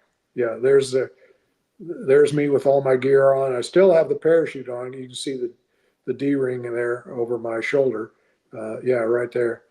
And I had a 38 revolver in a back pocket, and then I had a 45 on my right hip that you can't see there. And my airplane was named 8-Ball, and you can't see the 8-Ball because I'm standing in front of it. And that's Sergeant Allen through the window, who I just came in from a mission. And so I'm all hot and sweaty. And I don't know, I look at that picture and I go, why was I wearing a white T-shirt? It's like, Hey guys, here I am, the guy Yeah. over here with a white T-shirt. Yeah, that's me. They didn't have brown or T-shirts, Green and yeah. or green or anything. It was a Nomex green Nomex flight suit, which at least would help you blend in a little bit. It's a great photo though of you nonetheless. There Oh, we thanks. go. There's There's another one, and again, you can see the parachute is on my back, and there's all the bullets and all that kind of stuff, and there's my lucky mustache, and if you make that, zoom out a little bit, you can see on the rocket pod and the picture to my left in the picture, I had fired one rocket that day, and I was out over Cambodia in the daytime and had a reason to shoot one rocket. And there's the other 7 on the other side over there. So when I was helping Mark, I had those 2 pods with a total of 14, 7 aside. That was it. So the NVA didn't like the Willie Pete's because it could, if that white powder got on something, it could burn their uniforms, and it wasn't an offensive weapon, but it could be if it needed to be. Well, plus when they saw a white cloud of white phosphorus smoke pop up in the jungle near them, they figured there were going to be a couple of 500-pounders or a can of napalm right after it. That has a great psychological effect, and I imagine that worked so well for you when you were saving Mr. Mark that they were thinking, "Oh God, they're already on top of us, and we better at least back up a little bit here for a sec." Yeah, they weren't thinking, "Oh, it's just some silly fact shooting his rockets at us." That's crazy. They expected an F4 or an F100 to be swooping down on them pretty quick. I told you that in pilot, when I came back in T-38s, I was in the back seat, and my student pitched out in the front seat, and we were halfway through the pitch out, a 60-degree bank, and I looked down to my right, and I saw an explosion on the ground. And I said to the student, "Hey, look, a can of napalm." Of course, I wasn't thinking about being back in the States. I was just programmed, and realized later it was a T-38 that crashed. Jeez Louise. Talk about, your psyche was reloaded by that year, and there was 2 questions. One, dealing with your map, which you just mentioned, but folks would be interested, since you mentioned your 45 earlier. Folks will be kind of interested about your weaponry that you kind of got upgraded with. Yeah, well, when I got chosen, when Plastic Man said, "Okay, we want you, you're on our schedule," I said, "Okay, sounds good." He said, "You need more than your 38 revolver." I said, "Okay." So he says, "Here's a 1911 45, and he gave me bullets for all these things, of course, and some extra magazines and stuff like that. Man. And then the one in the middle is a Swedish K submachine gun that was 9mm caliber, and he had, and that's where the magazine went in right there, and it had a collapsible stock, and so that was handy. And then that's I think it's a Smith & Wesson 25, because there were rumors that some guys had been shot down and they had one of those in their lower leg pocket. And so when they were going through the jungle with their hands up, and maybe, the hell choppers were trying to rescue them, or the Jolly Greens, those guys were extraordinarily brave people. Oh my gosh. Yes. Every time they went up, and same thing. Anybody in a chopper, every time they went up, it was gallantry that day. But this guy, that the enemy didn't know he had that little 25 down in his pocket, and he supposedly took that out and shot a couple of them, and then escaped and got picked up. So a lot of us started, especially the SOG guys, had kept one of those little 25s down in our pocket. You know, That since I'm right-handed, it was in my right lower pocket. that was also, as Mr. Terry, I don't know if he's still with us. He may have commented. I'm not looking at the new ones coming in at the moment, but that was also the preferred weapon of choice when the guys were out on the town visiting and seeing ladies and visiting watering hole establishments. So Right. It's something.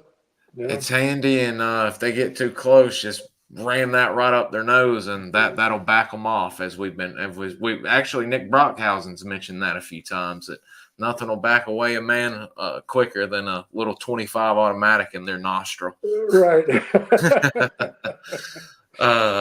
This is a good one about the map. I was kind of curious about that when you mentioned yours. We know SOGmen were given just the 6x6, so in case they were captured. What kind of maps did you guys carry, and did you ever fly over the same AO enough to not need one, as you mentioned?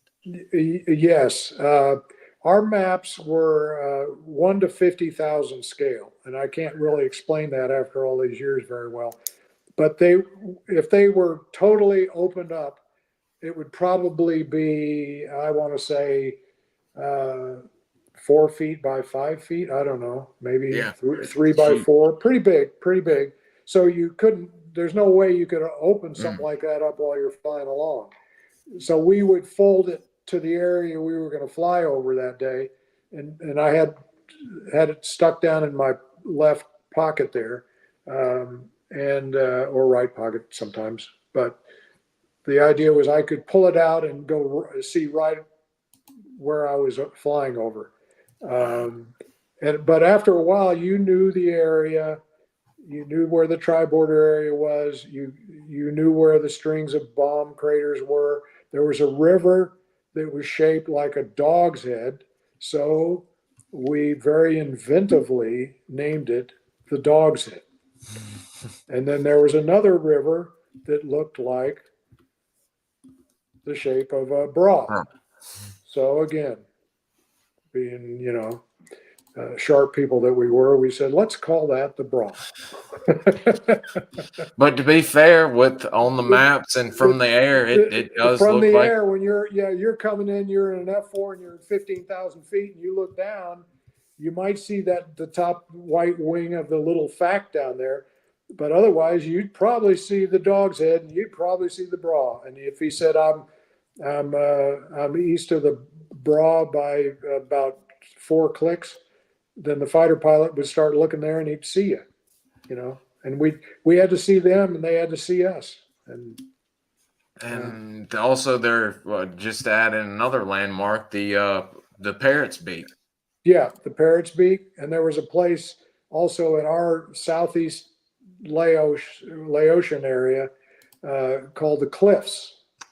And that was easy to spot because it had been bombed so many times. It looked like a huge shovel, a flat shovel had dug out about 5 or 6 kilometers of hill.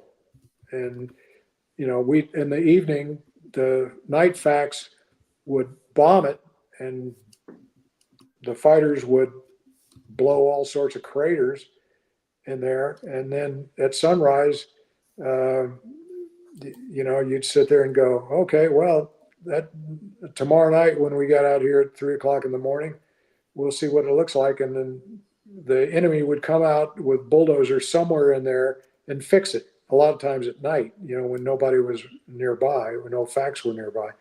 And they would listen to our radios, frequencies, and all that sort of thing.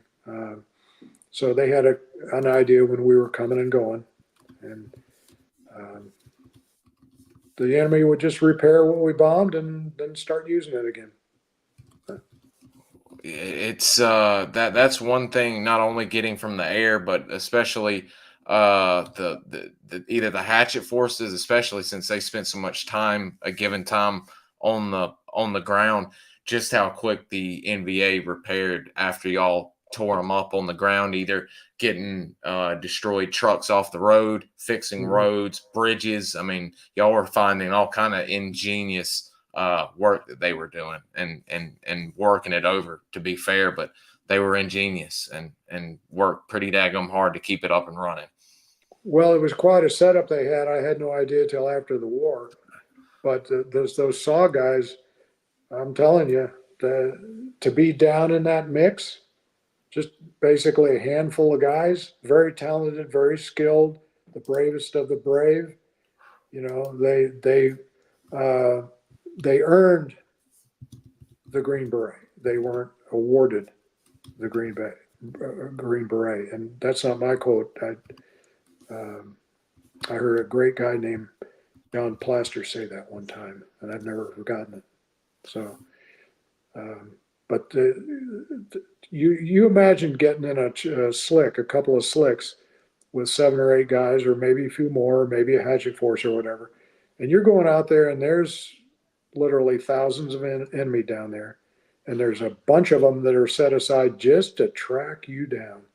The courage that it took to do that, it's stunning. Stunning. I'm honestly, not only do I learn something new every day with the guys and speaking to y'all, but I'm honestly shocked at the bravery that the guys were doing, getting off on the ground, and then with the compromise, it's honestly some of the craziest stuff I've ever heard in my life, to be quite frank with you. Yeah. Gosh, there's a lot of stuff going in here. We're coming up. See, I've kept you too long. I've not even paid attention to the time here.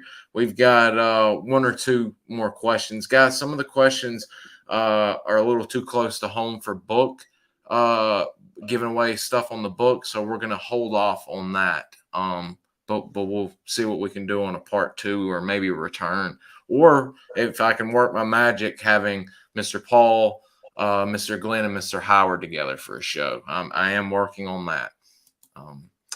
Jason was curious, how far when you got on station was Mr. Mark from the rest of RT Virginia?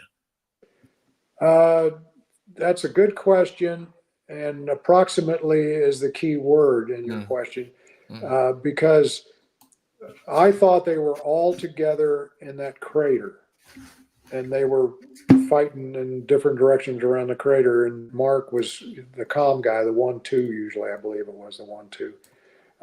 But the other guys were, that's Howard 1 right there with Mr. Mark, Dick Gross right there. Is that Dick, or is that no? That Dick's taking the photo, and I've actually got that camera that took this photo. Yeah, but that's Howard Sugar. Yep, this is on the mission right here. Yes, sir. Yeah, that's on the mission, right? Right. Well, those guys were in a different location. Now, when Howard and I talked on the phone, he said he could hear my airplane, and he could hear me rolling in, in support, and he could certainly hear my Willie Pete's exploding. But I don't know how far apart they were. But like Glenn Wright said, that when he and Plastic Man got out there, they just about got out there, and the choppers were swooping in to pick them up and get them out of there and head back to base. And then Glenn turned around and flew back out. I had already gone back to play coup by then. Remember, I passed Glenn and Plastic Man coming out as I was going back to base. But they were scattered. They jumped out of airplane at high altitude, and like skydiving, they just dropped to a certain altitude and then opened their chutes, and the wind took them. Well, bad weather, and this was the third attempt, and they were scattered. They were scattered, but they were all supposed to get out of there, and they did. Thank goodness with you guys up there. It's those Halo missions give me the willies, and even the successful ones still are close to not being all that successful. Well, I want to say something about, it came to mind near the end of our time together here. And any guy that was a FAC, a forward air controller, and there's lots of call signs over there. Oh, yeah. when there were troops in contact, like what I ran into, everybody did the same thing. You react instinctively to help them out. You do whatever it takes to try to get them out of there. Troops in contact, you know. And when we set up our airstrikes, we made dang sure that there wasn't going to be a friendly fire thing, to the best of our ability, you know. And that did happen over there. It did happen, but all my brothers in arms that were FACs of any call sign, they had the prairie fire mentality every time they went up there, whether they were officially prairie fire or not. Okay. Absolutely. We've had a cat killer from up in I Corps, a Marine supporting Army, which is or Army supporting Marine, which is wild. And then we've had a few 219th men on, and they were in country. And it is just like you said, no matter what you were doing, if you were in a bird dog being a FAC, it was ridiculous. Yeah. And yeah, they started out with the O1, then they got the O2, and then they got the OV10.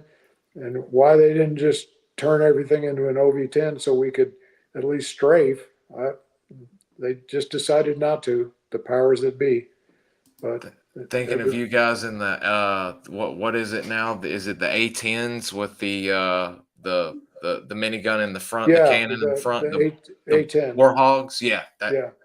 Yeah. God. When I was at the Pentagon, real quick, when I was at the Pentagon, I was a major and I was the FAC advisor to Headquarters Air Force as a major. And because I had flown the A-37 mission and the O2 and knew about the OV-10 and all that kind of stuff. And one of my first meetings there, a staff meeting, the guy that was office, I think he was a lieutenant colonel, he said, "Okay, you guys were forward air controllers." And he looked at me, he said, what should the next FAC airplane be? I didn't hesitate. I said, A-10. Oh. A-10. Can you imagine a FAC with a 30 millimeter Gatling gun in the nose? Do you think he could have helped out in a tight situation? Yeah, I think so. I think so. I love it. Two more and we're gonna Yep. let you go. We're at 2 hours Yep. here. How often did you fly by yourself? And wait, how often were you flying night missions and how often did you fly by yourself? Well, I flew night missions for about 5 months, maybe 5.5. And then I had the opportunity, basically the invite to go switch to day and work for SOG. Some guys, their whole tour was night interdiction, you know. How often would you fly by yourself? As a SOG guy, I flew by myself when I was going up to pick up one of the Green Berets Covey riders to fly with me, or when I was done for the day and I was flying back to Pleiku solo, you know, to hang up my headset for the day. But usually you had somebody with you, just the way it worked out.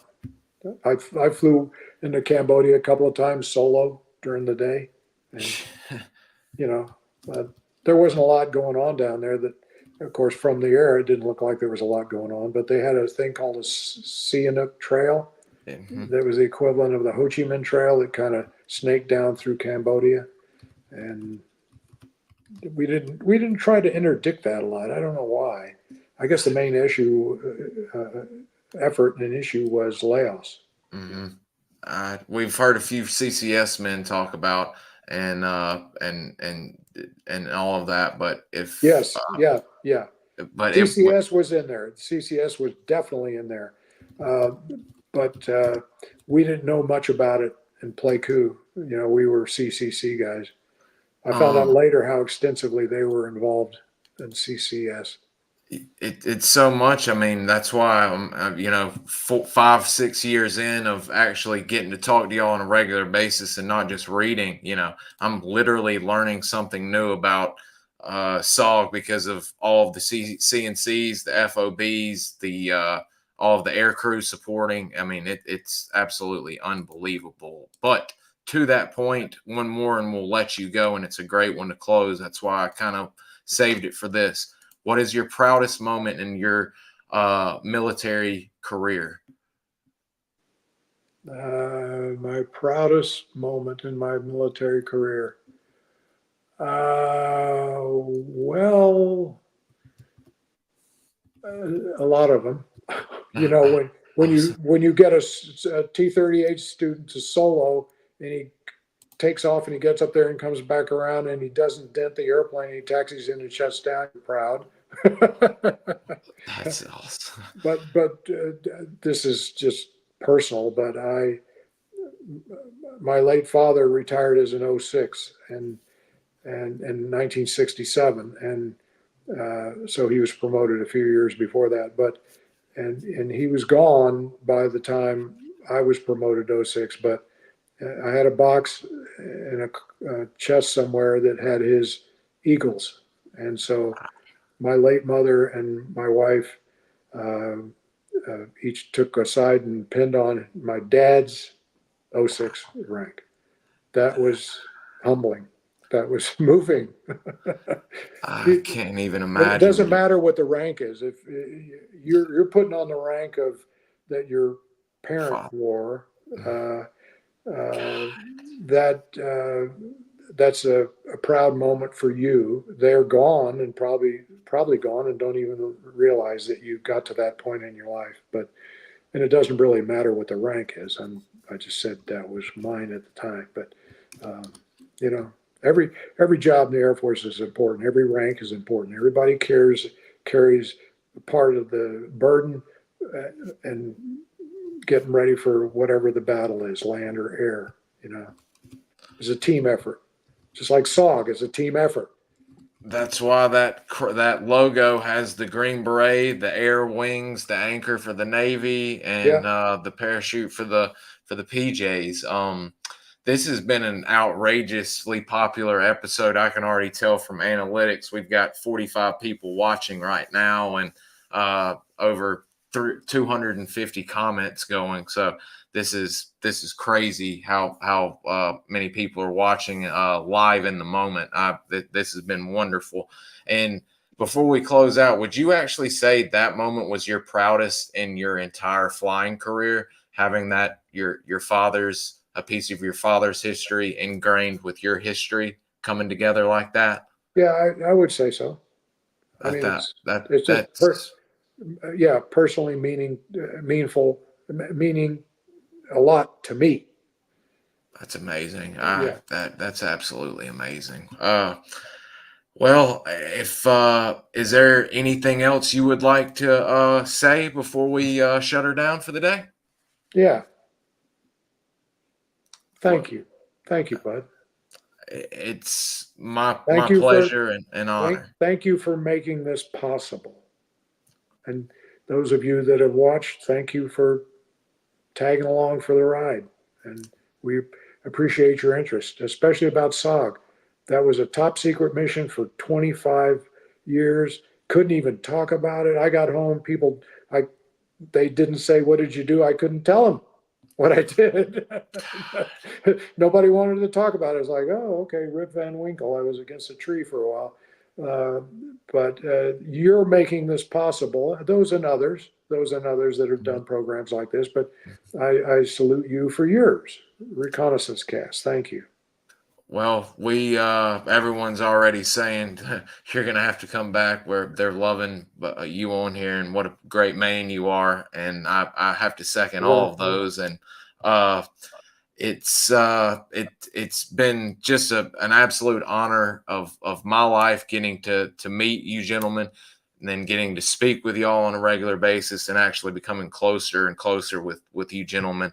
And especially after losing my father, who was a Marine and didn't share very much and didn't get to speak with him very much. But I always enjoyed and wanted to learn about you men, because y'all weren't given the WW2 treatment and or any other treatment or warfare treatment. You know, people came home to parades and y'all came home to nothing, and people treating you like human garbage. And I like to see, and I like to be a little bit of piece to help propel y'all's story and give y'all the thanks that y'all deserved 55 years ago when y'all came home. And many of y'all, all of y'all should be household names and treated as the pieces of American history that y'all are. So it's an absolute honor to host you and have you share your story. I appreciate you feeling comfortable enough to share with us today. Well, thank you very much. It's been a pleasure. Absolutely. Absolutely. Well, I think we've had you long enough, and I can't thank you enough for it because it's been outstanding. And I'll get all these thank yous. They're just flying in like mad. But we're going to shut it down, and we'll be in touch. If you want to hang out for a minute, I'll end it, and we'll shut her down from there. So let me end it. And guys, we'll see y'all later.